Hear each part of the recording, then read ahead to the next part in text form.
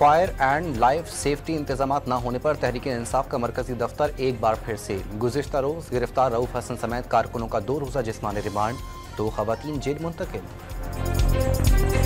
Bill आखिर 9 मई के mastermind ने मनसूबाबंदी और सहूलतकारी का एतराफ़ कर लिया। मरियम नवाज का दावा, जमान पाक दहशतगर्दों का तरबियती हेडक्वार्टर बने रहने का इल्ज़ाम, शरपसंद और इंतशारी टोले के खिलाफ सख्त कार्रवाई मुल्क की सलामती का तकाजा करार दे दी।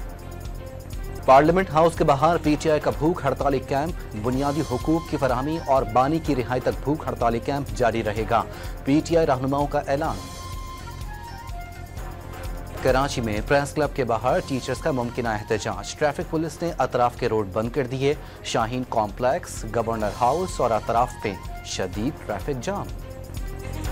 कराची में हॉक्सबी पर डूबने वाली मजीद एक और खातून दम तोड़ गई। हॉक्सबी पर डूबकर जाँ बहक होने वालों की तादाद 3 हो गई। सीव्यू पर भी समंदर में डूबकर एक शहरी जाँ बहक। और महकमा तालीम सिंध ने गर्मी और बारिशों के पेश नज़र स्कूल्स की तातीलात 14 अगस्त तक बढ़ा दी, नोटिफिकेशन जारी।